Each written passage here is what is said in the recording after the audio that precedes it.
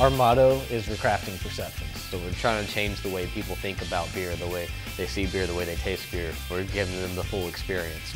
We've had a lot of customers come in and they're lifelong drinkers of more mass-produced beer in the country, and they try one of our beers, they try a Boh-wee-ghens, a Lost Anchor, a Green 18, whatever, and they, their eyes just light up. They can't believe that they haven't had that experience yet, and they've told us straight out, like, I want to be a craft beer drinker now for the rest of my life, and we think that is just, that's the ultimate for us.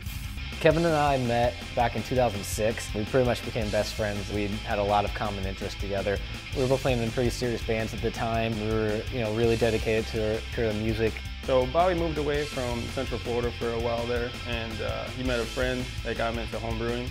Shortly after that, he had called me and told me about his newfound passion for brewing. After a while, though, we kind of got tired of traveling around and was looking for a way to settle down, but we were still looking for a way to have that creative outlet. We talked about it for a couple of years, and after he had moved down here, we began brewing, and I got more and more into it, and I shared his passion for brewing after a while, and we knew this is what we wanted to do.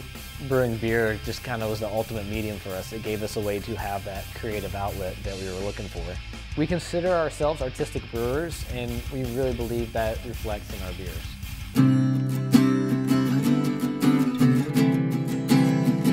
We brew on a 3-barrel system, so we start with our 2-row malted barley and our specialty grains. We take our bags to the back, we crush them in our mill. What we're doing here is actually cracking the grain open so we expose all the starches that are in the grain. From there, we bring it to our mash tun. We mix in the grains with our select water. Each of our beers have a different water profile that we build up so we can bring out different flavors in the beers, make the hops a little crisper, make the maltiness stand out in different styles.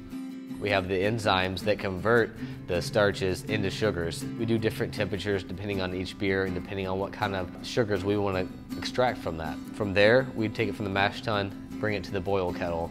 We add hops during the boiling process. We do different ingredients. In Lost Anchor, we're doing primarily 5 varieties of American hops, so it's got a lot of hops going into it. It's almost 3 times as much as any of our other beers combined. From the boil kettle, we cool the beer down. We send it to the fermenter. We pitch the yeast in. The yeast will turn all the sugars in the beer into CO2 and alcohol. Depending on the beer, we use different yeast strains. We get different flavors from those as well. Primary fermentation will be between 3 and 5 days. We let the beer continue to age and let the yeast kind of clean itself up as well. And within 2 to 3 weeks, most of our ales we can come out, serve in the tap room, bring them to market. Everything we do, from the temperature to the malt to the hops, everything is hand selected.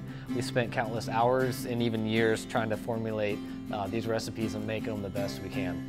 We want people to feel welcome when they come in here. We want them to have an environment where it's kind of more of an educational environment. We're not a rowdy bar. We're not a nightclub, obviously. We want people to come in, focus on the beer, focus on the people that they're with, in conversation. We're not saying we make the only great beer out there, but we stand behind our product 100%. We want people to know they have an option in us. We want the community to know we are the local brewery.